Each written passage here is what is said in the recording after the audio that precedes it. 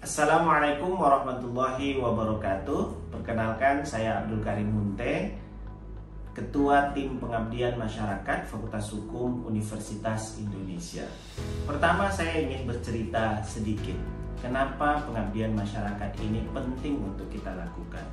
Jadi, kami menemukan data di Kota Metro Lampung.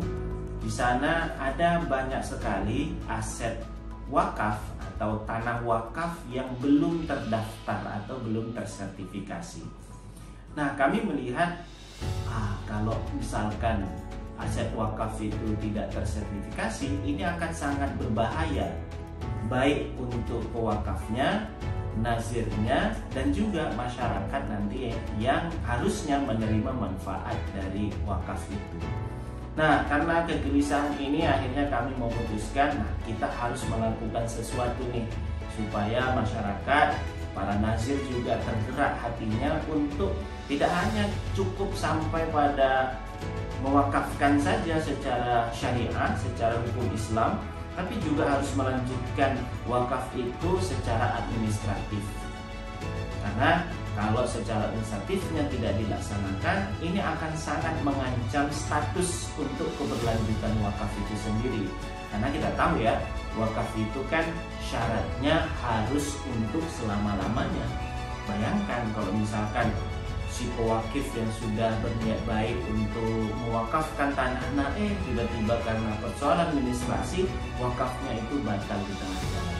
Nah, oleh karena itu kami melakukan advokasi kepada para nazir, dan juga di sini kami menggandeng Kementerian Agama Kota Metro Lampung.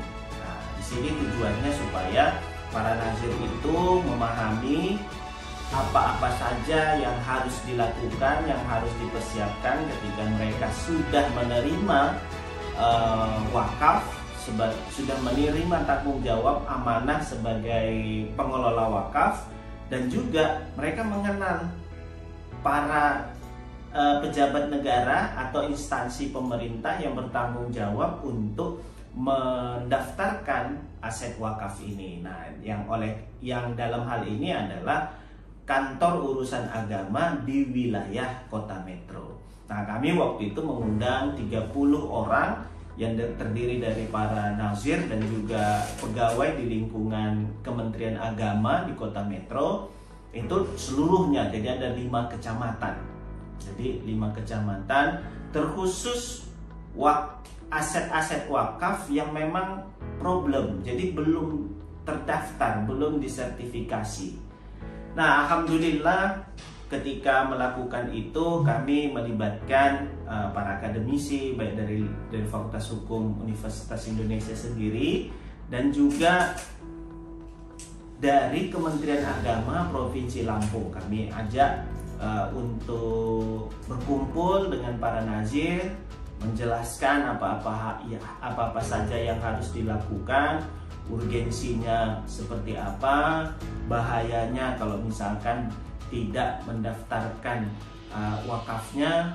Nah, jadi supaya setelah kegiatan itu mereka termotivasi dan juga melanjutkan sertifikasi itu. Nah, alhamdulillah acaranya cukup berjalan dengan lancar. Ini lancar karena kita melibatkan kasih, jadi kepala seksi zakat infak dan wakafnya kantor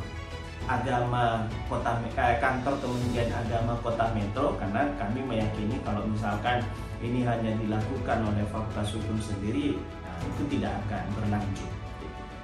Nah, dari hasil kegiatan ini kami mempelajari banyak hal ya. Pertama, soal problem di masyarakat, mulai tidak hanya sebenarnya soal pemahaman soal wakaf, tapi pemahaman tentang hukum tanah itu sendiri. Jadi banyak persoalan sebenarnya yang di luar wakaf itu menghambat pelaksanaan wakaf. Nah, ini ke depan kita mesti melakukan kolaborasi yang lebih luas itu dengan BPHN misalkan, yang mereka tugasnya adalah mengeluarkan sertifikat atau register terhadap tanah-tanah wakaf.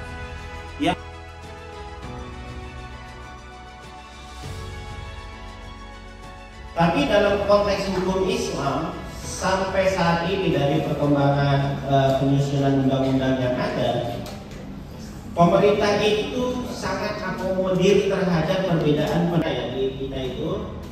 Ini dulu Bapak Bu memang terjadi kan libur masyarakat aja. Libur masyarakat itu apakah ya udah dimanfaatkan, saya tidak manfaatkan atau wakafin, kan beda. Diwakafkan dengan diserahkan kepada budaya yang datang di sini gitu ya, di Indonesia. Dia menikah dengan orang Indonesia. Nah, setiap individu Islam itu ada teori namanya otoritas Islaman. Tapi uangnya nggak masuk. Nah ini masih, tapi kita harus koordinasi lagi dengan LKSPW itu. Nah, LKSPW itu bank syariah yang ditunjuk pemegang wakaf uangnya. Tanah itu wakaf tunai Pak, jadi belinya itu melalui per meter pembebasannya. Nah mungkin dong kalau kita supaya tanah ini bisa produktif. Jadi tidak hanya tidak hanya dibangun, tapi juga gimana caranya supaya dia bisa memberi nilai lebih. Nah, dari advokasi pendampingan yang kita lakukan, memang di samping soal pengetahuan, kami juga bersepakat untuk membuat semacam call center. Jadi kita tahu ya bahwa keterbatasan para nazir itu untuk mempersiapkan administrasinya gitu ya. Nah, kita membuat program call center untuk bantuan tindak lanjut dari kegiatan advokat ini. Kita membuat call center ini bagian dari advokasi yang sudah kita lakukan sebelumnya dengan cara mengedukasi. Nah, ini kita tahapan selanjutnya itu memberikan pendampingan. Nah, jadi kalau para nazir tadi yang sebelumnya udah kita latih, mereka ada kesulitan, mereka ada kendala, nah itu kita siapkan untuk pendampingan secara berkelanjutan supaya mereka bisa mempersiapkan.